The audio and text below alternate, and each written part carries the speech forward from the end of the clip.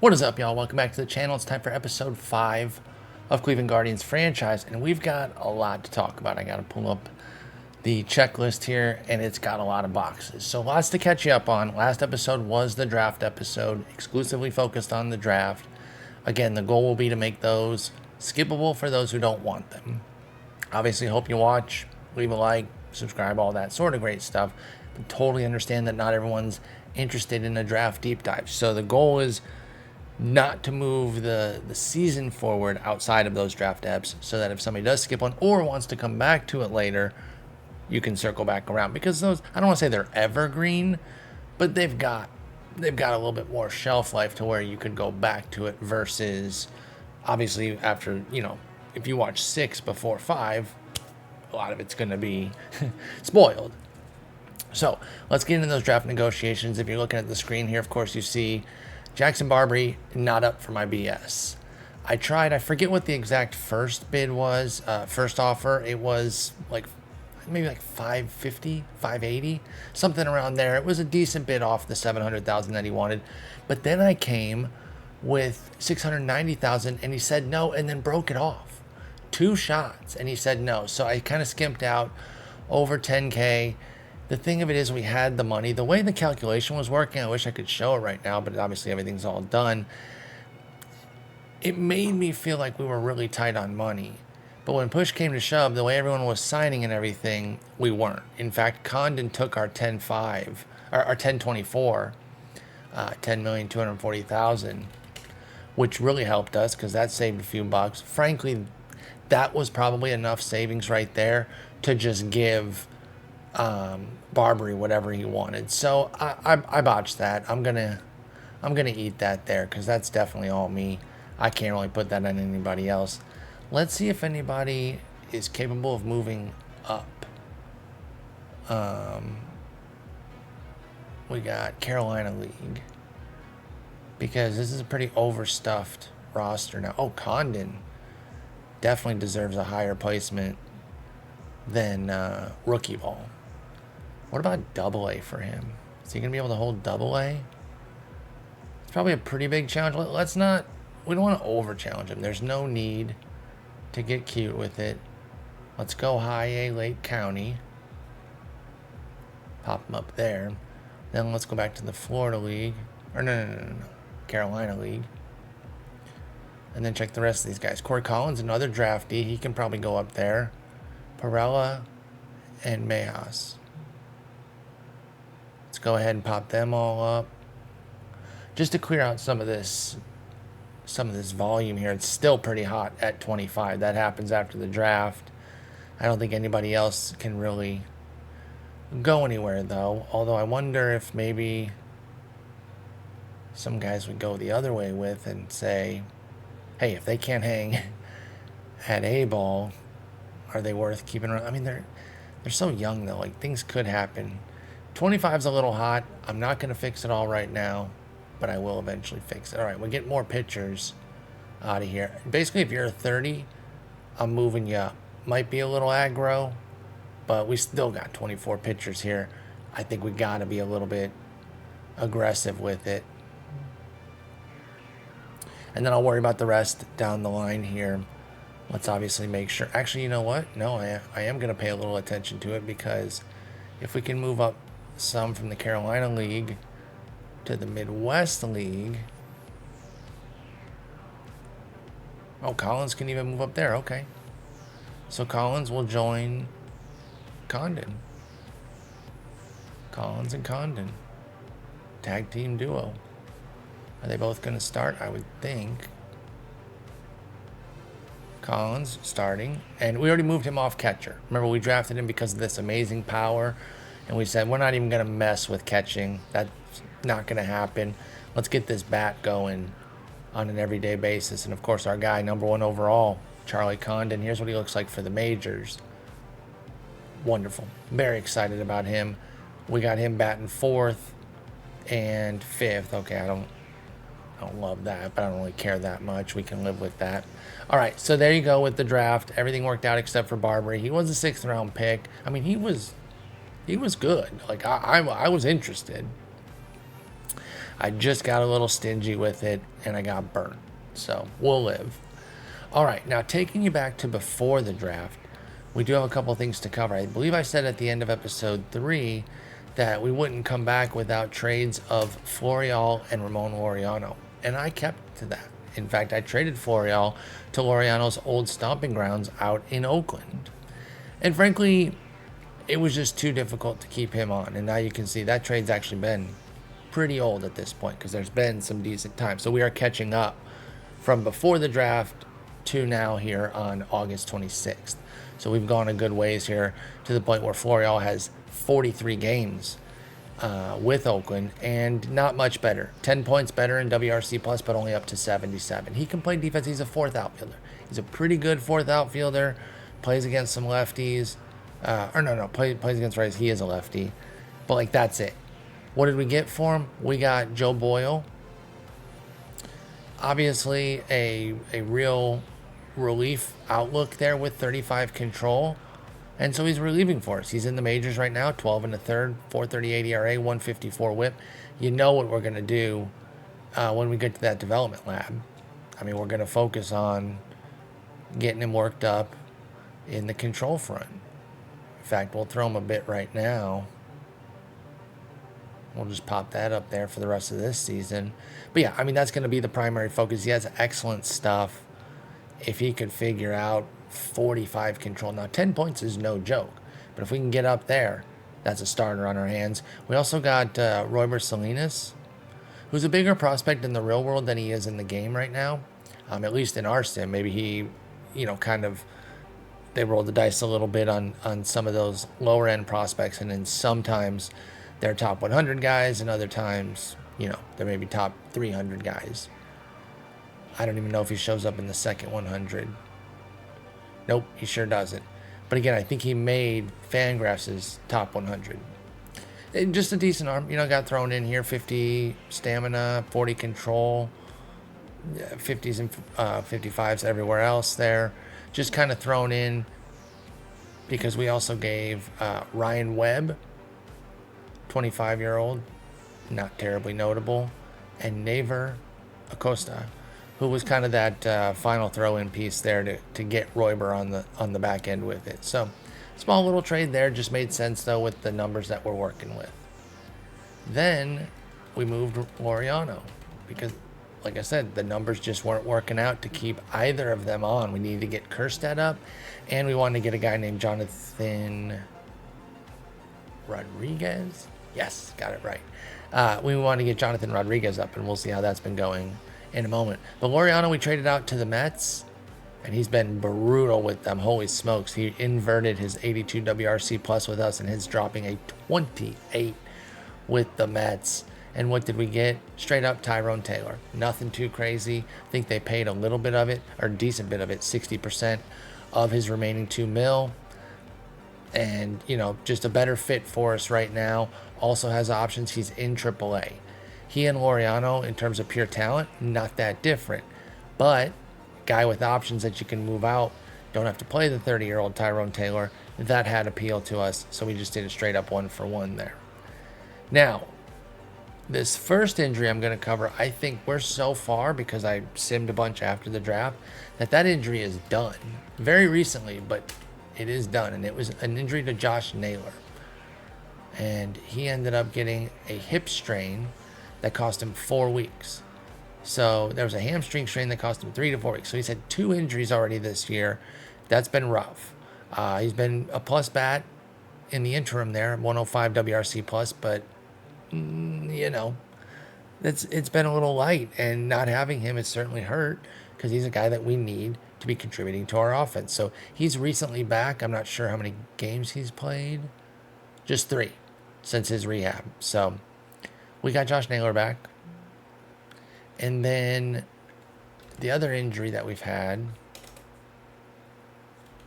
is still going on because I think it was a big one. Eli Morgan, I think he's cooked for the year.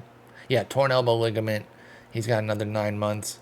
He was having an okay season, but 144 whip says that 338 ERA was very precarious. He wasn't doing what he does a lot in real life, which is give up homers. 0.8 homer 9, We could live with that, but the 9.6 hit rate was the problem. So he's out. Obviously, replacing a reliever isn't the most difficult thing. So, we've moved on there. Jose Ramirez was our lone all-star. No surprise there that we only got one. He's been amazing. 5.5 wins, 144 WRC plus 32 bombs, 93 runs scored, 74 driven in, and 27 steals. And that's with a month plus left, y'all. And then we had 3 future legends, which was cool. We had Joey Cantillo, who's actually been getting knocked around a decent bit at AAA. He's very unhappy. It's his role on the team. I think he's the freaking ace. Yeah, so I don't know what he's on about with all that bullshit. Whatever, dude. What do you want to be? The super ace? Do you want to be something less than the ace? What do you want? How about you just pitch better?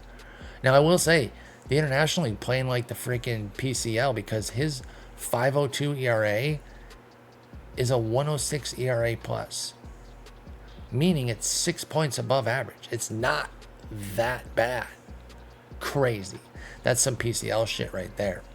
Columbus is going nuts with it right now. And then we also got a guy who I think we've subsequently traded. Yeah, we have. So we're really catching up here. Andrew Walters, who I definitely remember when he was pitching in Miami. He's a reliever profile, an interesting one. I feel like he could be relieving in the majors next year. If he adds to a little bit of that home run suppression. Great pitches, 75 fastball, 70 slider. He was part of a deal to San Francisco that we'll get into in a moment, but he was a future star for us. And then Khalil Watson. And I always misspell his name. For I am but an idiot. It's because it's K-A-H. I always think it's K-H-A. So my bad on that. But he's got a 120 WRC plus at AAA after being promoted after dominating at AA. So he's having a huge season overall. He's feeling normal right now. Kind of knows like, hey, I could be in the majors, but I'm not going to make a whole stink about it right now. And he's going to get up there. Obviously, he either basically has to wait a week or we finagle. Oh, never mind. He's hurt. Never mind. Rotator cuff strain out 3 weeks. Might get a little cup of coffee at the very end of the year. Dang. I didn't realize he was hurt. That stinks. So he will not be getting called up. He will soon be going on the IL. All right. So now getting into the deals that we made. We didn't do anything too crazy. A little bit of a spoiler alert. It's kind of hard to do this, especially for those of you that kind of stare at the screen while you do this and don't just do second screen. We're not doing well, 60 and 71. So I'm not going to do a whole, pretend that that's going super well. It's not, for goodness sakes. So let's cycle back to the 31st of July.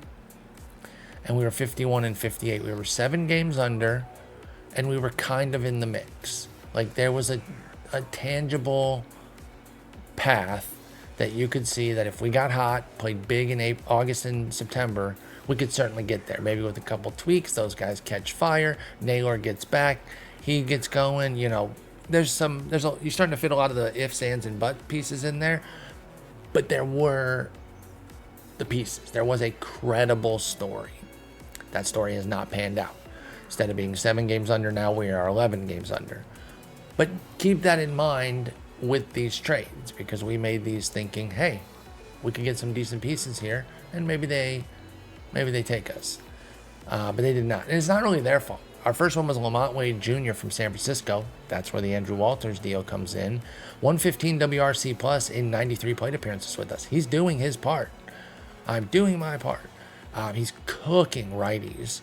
And he's not doing much against lefties at all. In fact, he's been pretty putrid for us, but it's 23 plate appearances. We're protecting him to not really play against lefties, at least from a starting standpoint. Although he actually is playing. I'm not protecting him as much as I should be.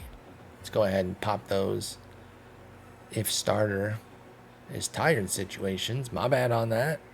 Trusting him a little bit more there than I should have.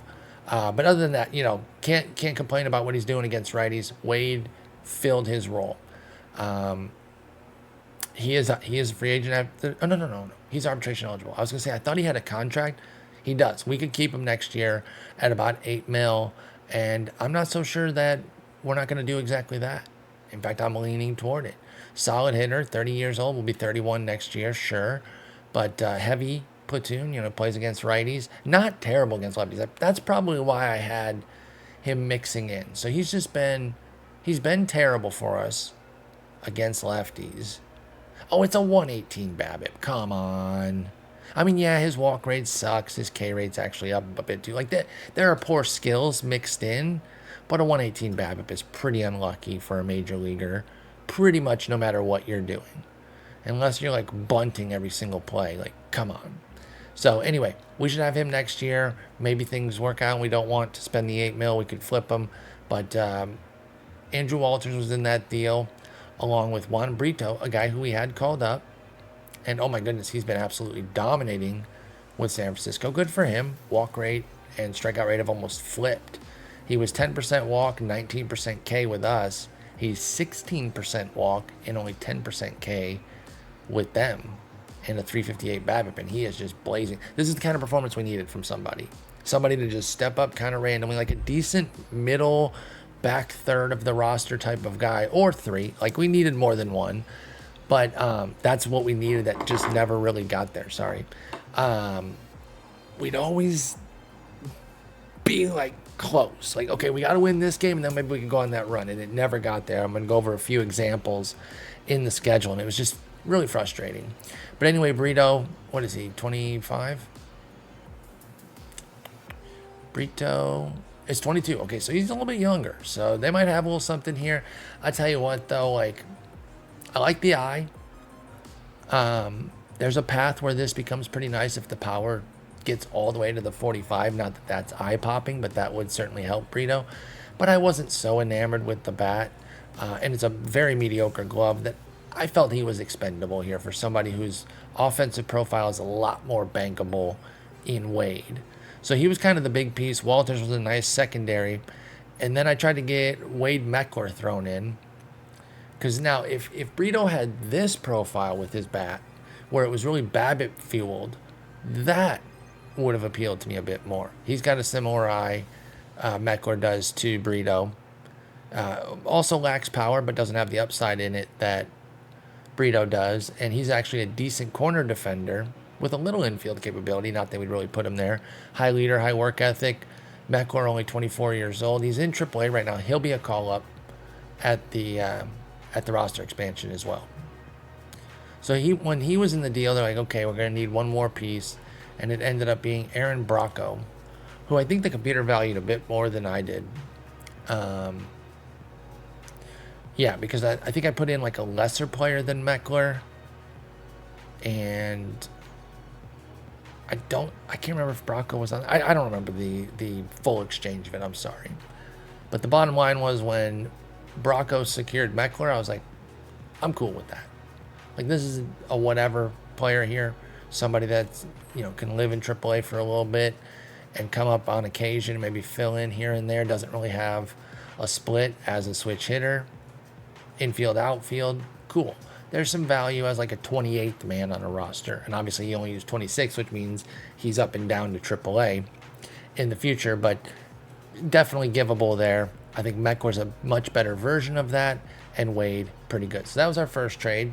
And again, I think it's worked, because we could never have thought that Brito was going to do that.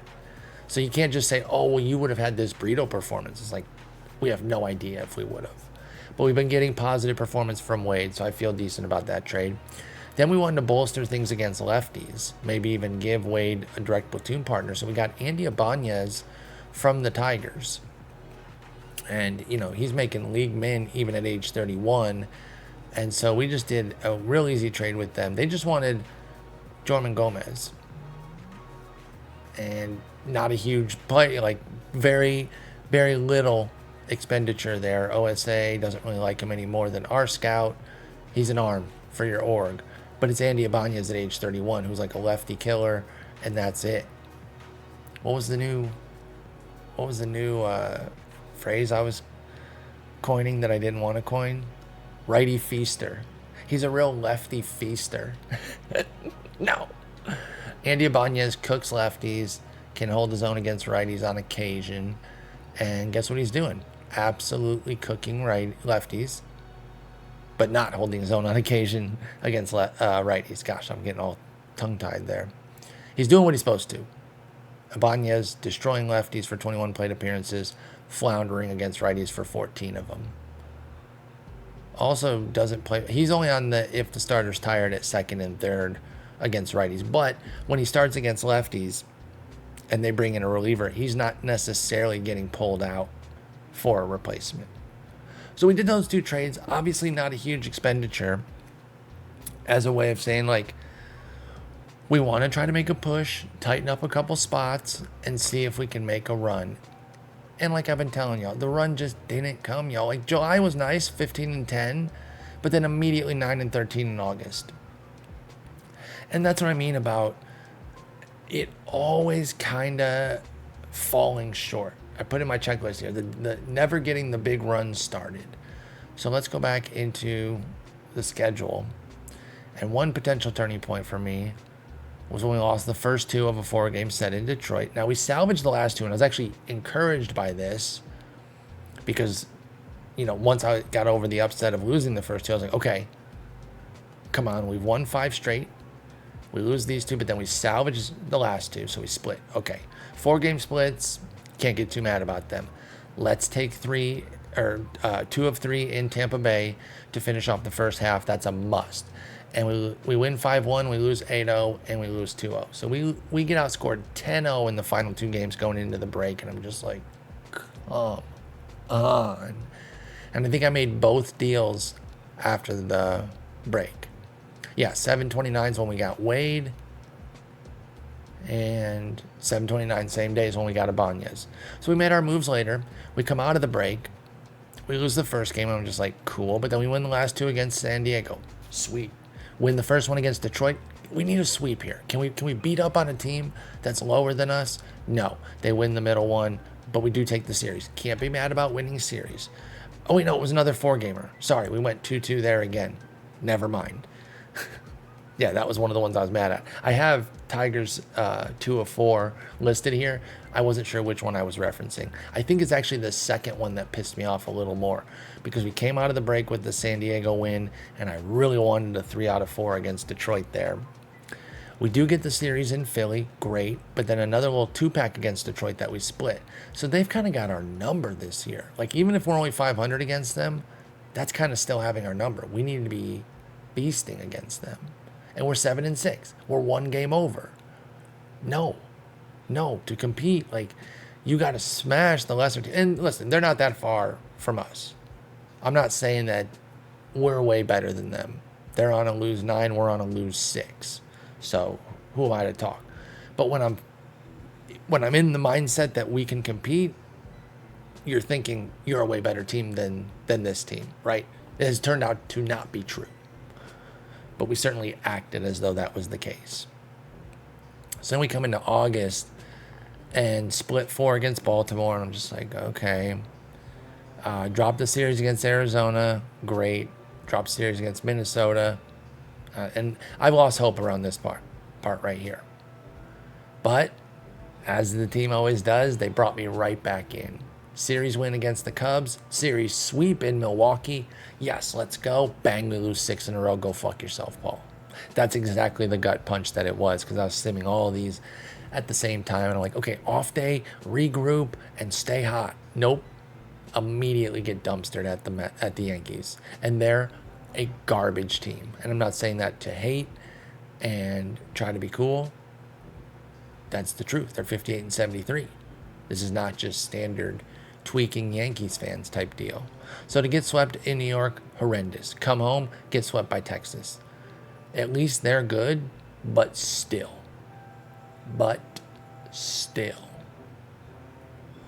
So here we are, August 26th, versus KC. So we got KC and Pitt at home. Then we go to KC, the Dodgers and White Sox.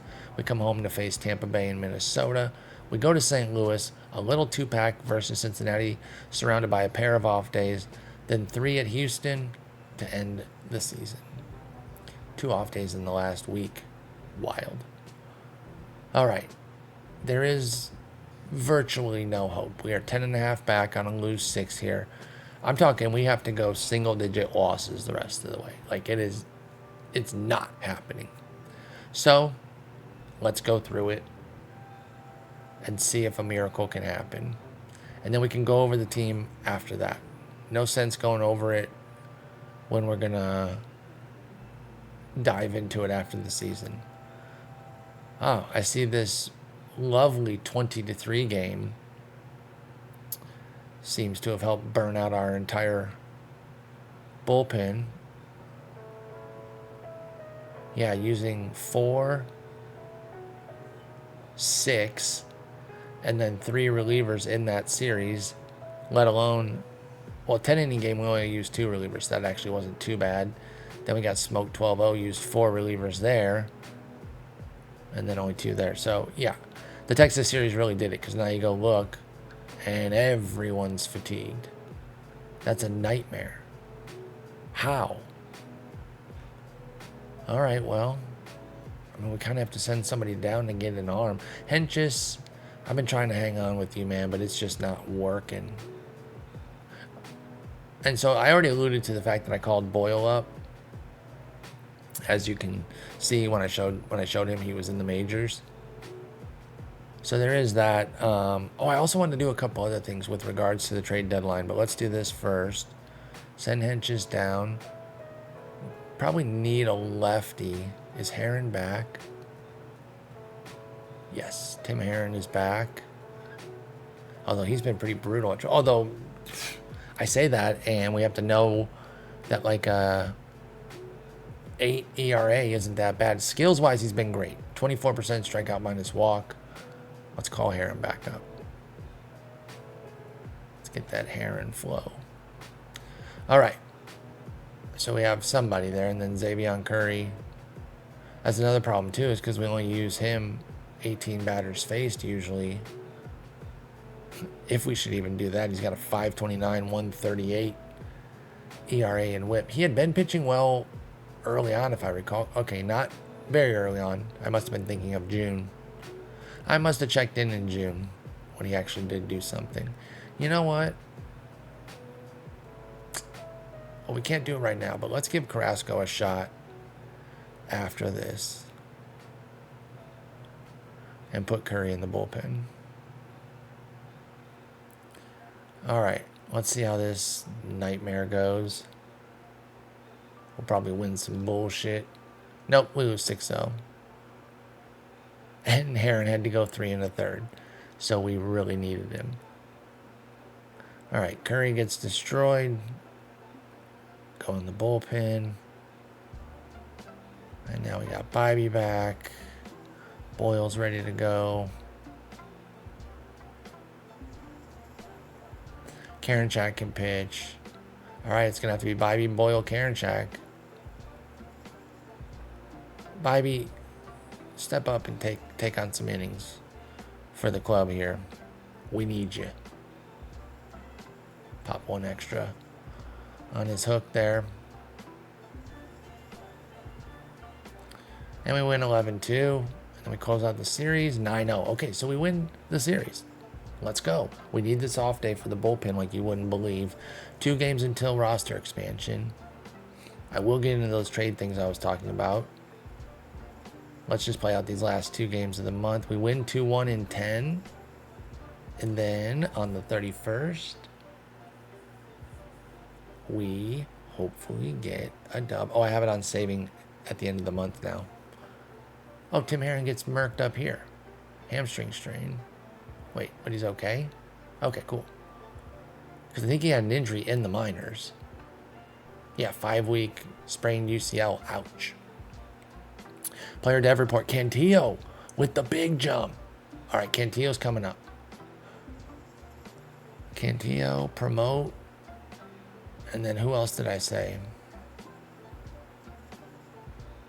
Oh, I do have a lot to catch y'all up on. It'll kind of come up in the team review, though. Because, yeah, Kerstead was called up and then sent back down because he flopped. 40 games, I mean, 163 plate appearances. You got to make a decision there, and that 66 WRC plus simply wasn't cutting it. I think he's gone back down and continued to hit.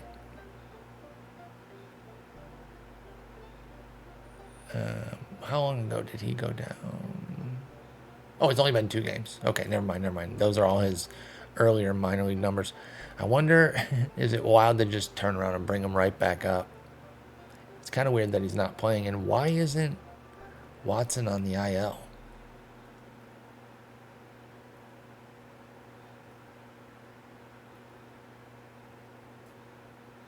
I'm supposed to do that?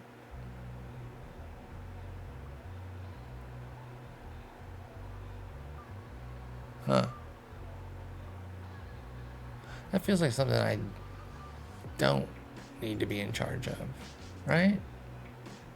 Like, do I need to activate these guys? What's going on? Shit.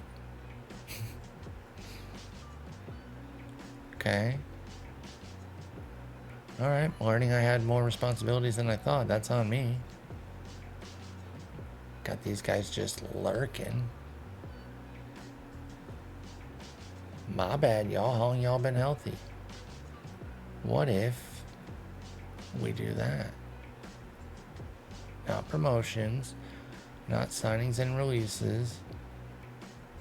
But yeah, let's let them handle the nitty-gritty of it all. I cannot manage all the injury situations down there. That's insane. Anyway, so Kerstead or Meckler? Call up our new guy. Well, they're both new guys, but our newer guy, or do we call up the guy we're trying to turn into a thing? Is there a world where we bring up both? Is anybody struggling? You know, Kwan's been horrendous, y'all. He's negative 1.5 WAR. Frankly, he needs a little sit down. I'm sorry. We'll call up Meckler and Kerstead. Like, you know, you think about it now, it's like, oh, that wouldn't happen. They wouldn't send out Kwan. Truthfully, you probably would have said the same about Straw until it happened. Right? And so it's like one of those things where, and you know, Kwan's been a little bit better than Straw, but they're really not that different. They're just not. So it could happen. If Kwan was playing that poorly, I think he'd get sent out. Plain and simple. DeLauder's been fine, especially against righties. Rodriguez has actually been destroying righties. Now, Jonathan Rodriguez, he's fine, but he's better against lefties. He's doing really well against righties, but I don't really believe it with a 432 BABIP. I see I don't really have a lot of playing time for all these guys. So as I'm looking at it, depending on how the roster really develops, we might not have room for Wade. Wade could end up getting traded. It's just that tight on the team right now. Actually, you know what? I'll put Kerstead. He and Stowers can share some time there. We'll go every other game with DeLauder. All right. So we have everyone but Hedges, Arias, or Kerstead starting against at least one side. God, everyone's left-handed. It's so crazy how many lefties we've got. It's kind of a lot. Kerstead probably not going to play much against lefties down the stretch. Don't even know how many we're going to face. All right, so a couple of things we passed on because the prices were a little expensive. We could have gotten Eric Fetty, who's now currently hurt. His skills were fine. You know, 15% strikeout minus walk. It might have been a little bit better at the deadline. Probably not. His August has actually been solid. But anyway, could have gotten him. Prices got up there a little bit. Same with Frankie Montas. They were both on the wire, on the trade block, and both pitching well enough. They could have gotten hot, but the prices, push come to shove, were just too much for me. I think Parker Messick. I think this guy's not amazing. No shade to Mr. Parker Messick. I'm just talking about OOTP. Does not have him as like slam dunk superstar or anything, but a decent villain. Frankly, I'm not sure that Fetty would be so much better. Fetty's better, but push come to shove, between the fact that they're 8 years apart in age, is that worth the move? I deemed no. And then for Montas, they wanted a guy named, I thought it was Genoa. Is it that? Oh, I thought it was Genoa. It's Genoa? No, Genoa? Am I saying that right? I don't know. On hell. But, and again, not like some must-hold uber prospect, but I like the infield range at 60. The bat, it's whatever. Was it worth it for Montas? And those were the primary pieces, by the way. It wasn't just one for ones for those, but that was kind of like the starting point. I guess comparing them is stupid because one's a hitter, one's a pitcher, but I just wanted to go to Montas again. Like, he's good 55, 50, 60. Like, he's pretty good. He's pretty good, but he was requiring more, and I think he's making money next year. Team option for 20 mil, and I don't know if we're there. I don't know if we're there for 20 mil. Low adaptability and work ethic, unmotivated. So those are trades I passed on. Couldn't get there. Quick Manzardo check-in.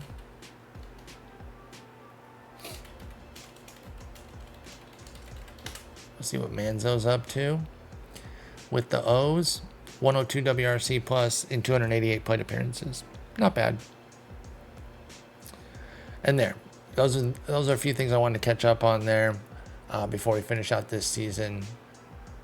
Again, those trades, if we were closer, if we were like 5 games or fewer, I would have gone for one of those pitchers to replace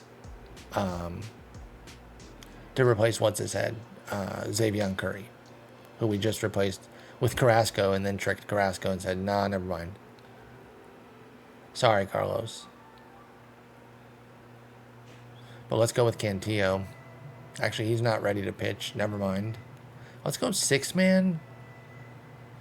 And let's force some Boyle starts. Let's kind of like use the tail end of the season here to maybe get him some reps as a starter and see if that does anything. You know? Let's give him the 18 batters faced. And see what that does. All right, we got the last one against Pittsburgh, and we took the first 2. Can we sweep them? Nope.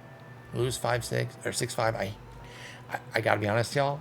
I'm so mad at myself. I hate when people put the lower number second. Drives me insane.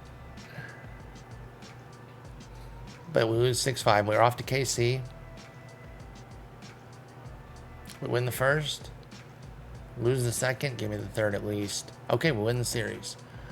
All right. So, 66 and 74. I'm a moron, so I'm still like trying to hold on a glint of hope. The problem now, and you guys, if you've been watching me for any amount of time, you know what I'm going to say. It's the number of teams in between us.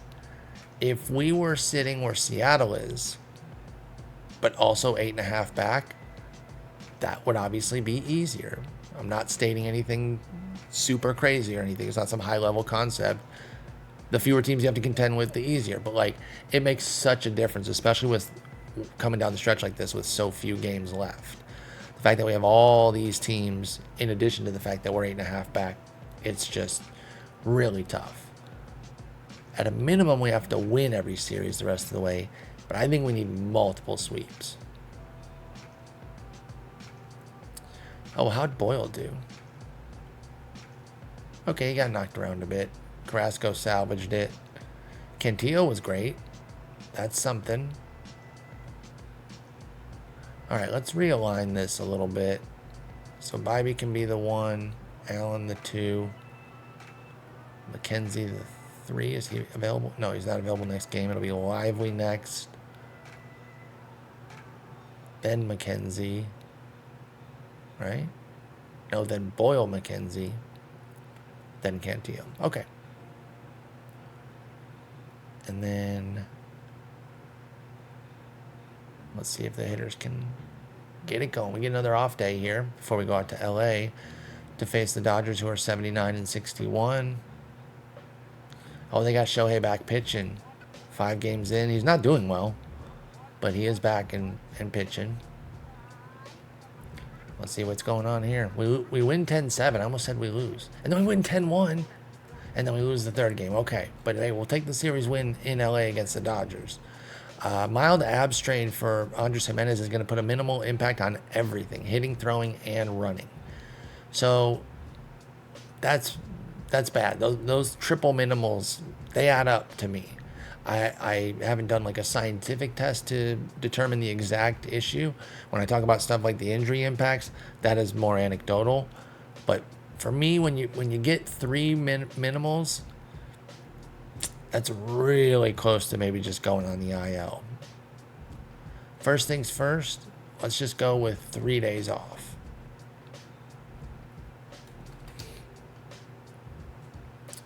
And then we've got Ibanez and Arias. So we do have 2 infielders that can fill in. Arias, terrible against righties as well, but a good glove. So we'll just kind of see what's up after 3 days. Oh, this could be a situation where if we wanted to punt defense, we could throw Meckler at second. But actually, no, it doesn't really help because then what am I going to do? Put Kerstead in center? Well, he's got 60 range. I mean, that's not enough to like be an everyday center fielder. But maybe to squeeze the bat in, maybe it makes some sense. Let's do a little 3-day stuff here. And we did lose 11-0. I like that we dropped 10 back-to-back games and then get skunked 11-0. That's kind of annoying. When I say I like it, I'm lying. Bobby Miller murked us. Joe Boyle smoked. Okay, that's not working. I'm pulling the plug on 2 starts. Carrasco, you get back in there. Stick to him in relief. I don't mind him being in some high leverage relief, but that starting stuff's for the birds with 35 control. All right, we got McKenzie up next here. See, here's the thing. I said we have to minimum win every series. I don't even think that would do it.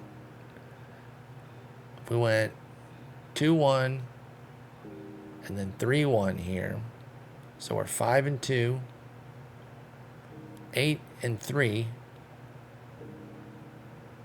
10-4. And to win the series, we'd have to win both here. So I'm going to say 12-4 and then 14-5. So if we go 14-5, which is a pipe dream in and of itself. So then we're 82-80. That ain't getting there. Nah. We need to win every series and have hella sweeps. We basically need to lose like 2 games max the rest of the way. There's just no way. There's just no way. So let's not belabor it too much. Let's see if we can rip the rabbit out of the hat. Jackson Barry, you dude, how dare you? No, I shouldn't have messed around for like a few $1,000s there. That second one, I really didn't think he was gonna buckle. 690,000 to 700 was his ask. I thought, okay, I'll try to save a few bucks. Because there was one other guy who hadn't signed yet, and for some reason I thought I needed that money. Turns out I did not. And I was like, okay, if he says no to that, I'll just give him the 700. Shouldn't have effed around with it. All right, we win the first 2 at the White Sox, we don't get the sweep. We just can't close out these sweeps either. And I always talk about how it's very difficult to sweep. You can never expect it. But when you're making up ground and you've kind of pissed away multiple months in the season, you kind of put yourself in the situation where you have to get it. When you go 8-18 to open the, well, actually no, we went 4-0 in March. That's the frustrating part too. So we started so cool in March. Hey, we're 4-0. It's a little nice stretch to begin, and then go 8-18 in April. I'm not saying the season was done there, but then 2 more sub 500 months really does it.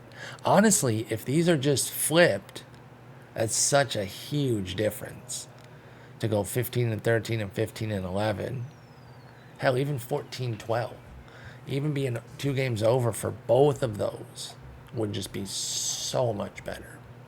But enough of the make-believe. That's not what happened. That's not the world that we're living in. All right, how are the... Okay, Ibanez is on fire, and it might actually be some good work against righties that's helping it, not just the destruction of lefties. He has been a real lefty feaster, though. I will say that for sure. All right, we're going to do this. We're going to throw 3 more days off on Jimenez, but then also drop this to every 3rd and every 4th. So that even when he comes back, he just might not be playing that much. Unless that injury clears up, I don't want to force it with Jimenez. And then against lefties, frankly, I can just take him out right now.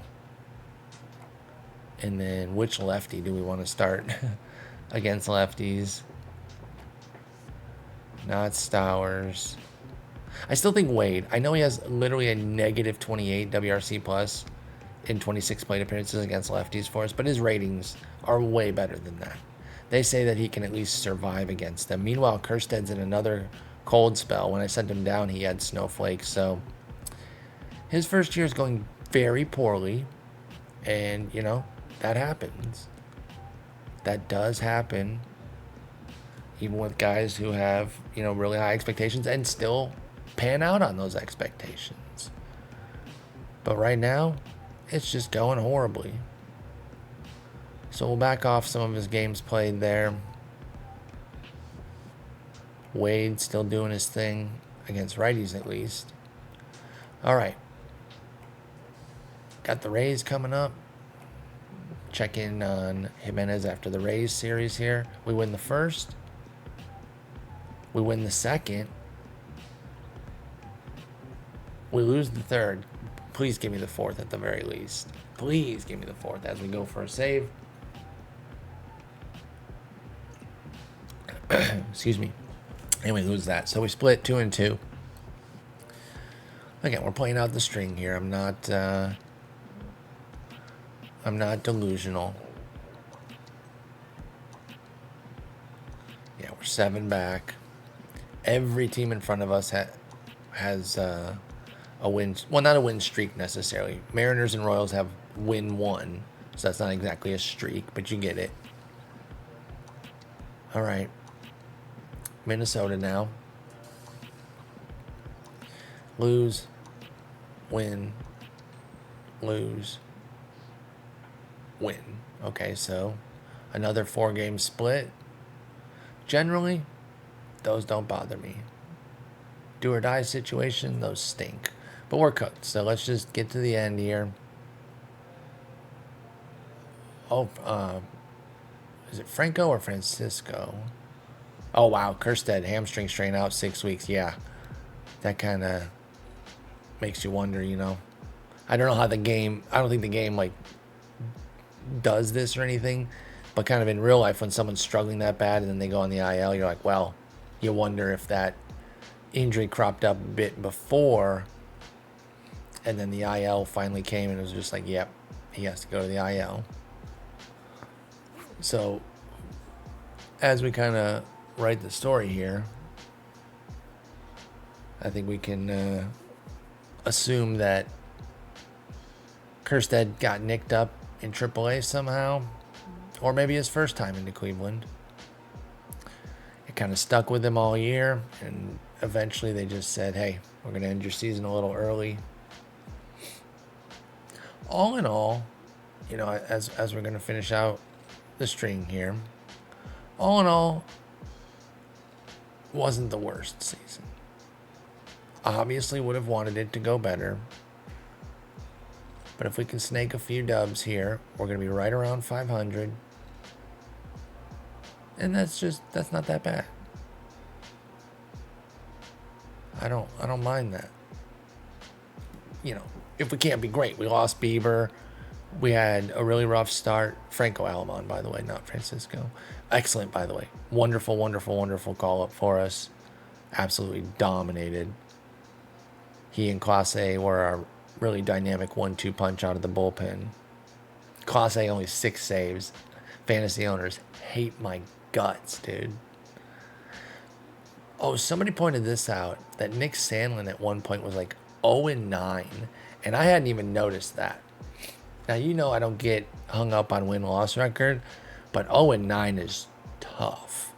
And the simple fact of it is, he was contributing to that. This SDMD, that means shutdowns and meltdowns. It is an advanced stat that uses win probability added or lost, just the win probability stat in general, but has thresholds of how much you add or lose to determine if it's a shutdown or meltdown. I think if you add 6% to it, you get a shutdown. If you subtract 6% or more, you get a meltdown. 19 meltdowns, 15 shutdowns. Win probability added, minus 4.6.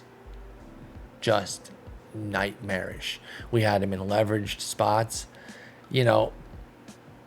Never really going to be somebody who blames an entire season on a single player. But if you want to see somebody that, really has a bigger portion of the pie relative to their overall volume of impact, it's Sandlin, right? Like, he did quite a bit of damage in these 60 innings of Major League work toward us not being a playoff team. It's not all his fault. It is decidedly not. That's just not how it works over 162 with like 35, 40 guys contributing to a team when you account for all the injury replacements and call-ups. But boy, oh boy, did he contribute more than his fair share. Tough one for Nick Sandlin. All right, final 5 games here with 2 off days surrounding it. And we got a couple against Cincy. It looks like we're going to go 0-2. And so we can't go 500. Oh, wait. Did we have any personnel leaving? Nope, we're good. I didn't think I'd gotten the email, but you know how sometimes I forget that, so wanted to make sure. You know what? I'm gonna lower prices here. Are we even playing at home for the last series? We are. Okay, look at me. I'm such a nice guy, dude. Lowering the prices for the last 3 games of the year. What a guy, dude. What a guy. We lose. We lose. Are we going to go in on a 5L? Are you joking me? L5 to end the year. I meant to say L5. That's brutal. Jose Ramirez goes 30-30. Wasted. Lamont Wade Jr. goes 20-20. Not all of it for us. In fact, not most of it for us, but wasted. In fact, he hit the skids down the stretch to really sully his numbers with us. He had a really nice August. Dreadful September. All right, so shit sucks. That was bad. 76 and 86. Really put a sour taste in my mouth there at the end. I was not, 5 minutes ago saying, like, you know what, we're going to be like right around 500. That's not so bad, blah, blah, blah. Forget what that Paul said. That guy is an asshole. Present Paul hates that shit. Not a fan, dude. I know, Shar. Oh, puppy. That little bloop. Poor baby. She had a seizure today, unfortunately. She's all right, though. They're relatively irregular. One every 1 to 2 months. Every once in a while, she gets a 3-month spate without one. Those are obviously amazing. But yeah, this one, as they go, relatively minor. Every time she has one, it's a nightmare, and I just want it to end as fast as possible. But when she comes out of it, like, you'd never know. I could, depending on the timing of it, let's just say, like, I called Jen or something. I said, oh my God, Char's having a seizure. You need to come home. Say she's at the store or whatever, like 15, 20 minutes away.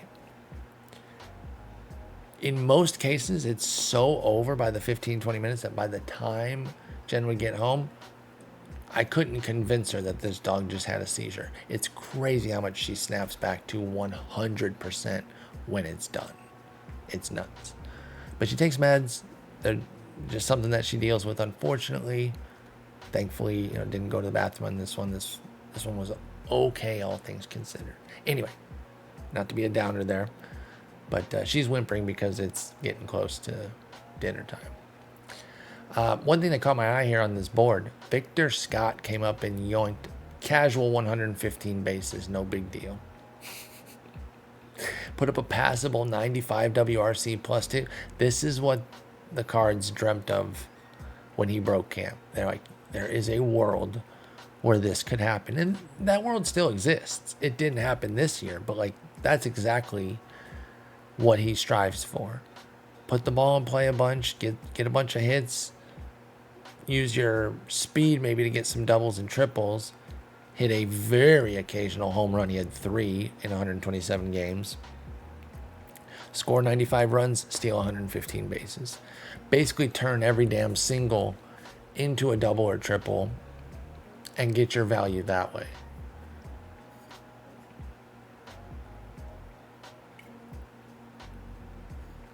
Yeah, he had 120 hits, 120 singles, I should say,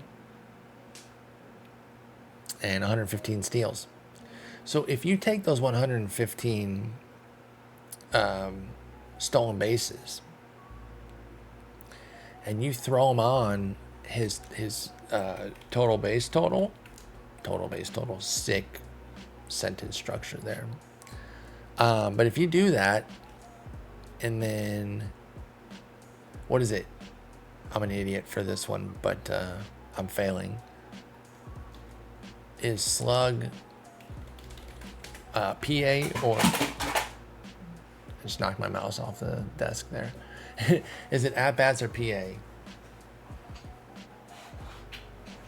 I think it's at-bats. Sorry about that. A better YouTuber would edit that out, but I'm not that guy, pal. I'm not that guy. Not because I don't respect the process of going through and editing. I just don't really have the time. If you know how to edit,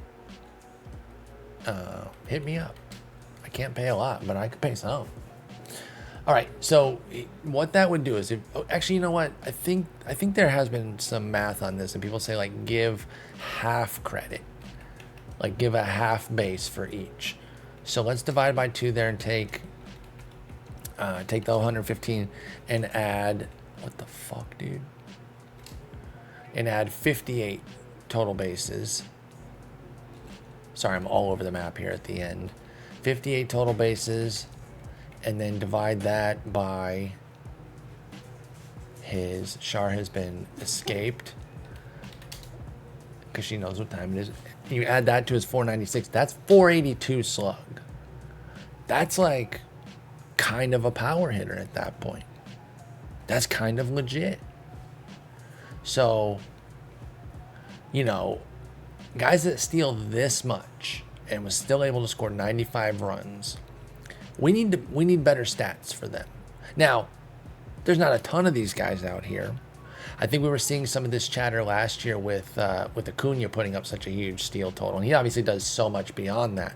But what about an Estuary Ruiz, who steals a ton, doesn't have much power? I think you got to give him some of this surplus value, and even if you do half a base per, it can really impact the bottom line there. So sorry for that detour there. It just caught my eye there that he stole 115 bases, and I was like, well, I want to blab about this.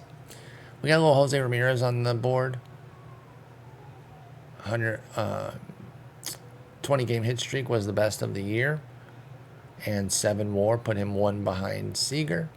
Darren Blanco stole 70 for the Royals. Hot damn.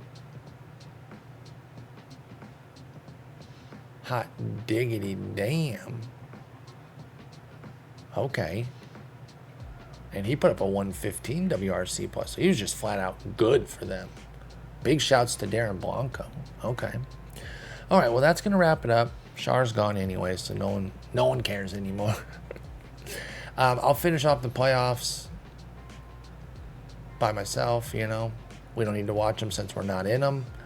A lot of the normal casting characters here. I would say the biggest surprise is maybe the Mets, and I don't even think that that's like the craziest thing, even for real life right now, especially if Senga comes back, because he came back in this universe and was an ace for them. Hauser turned it up 5 levels. Good on him. And then Quintana was very good. So they got pitching that they're not getting in real life right now. And that's exactly what it would take. Like if Christian Scott needs to be a G and they need Senga to come back. Like that, both of those need to happen.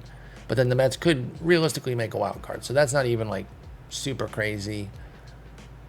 Houston obviously stands out a little bit because they're terrible in the real world right now. But they didn't piss away April like they did in our universe.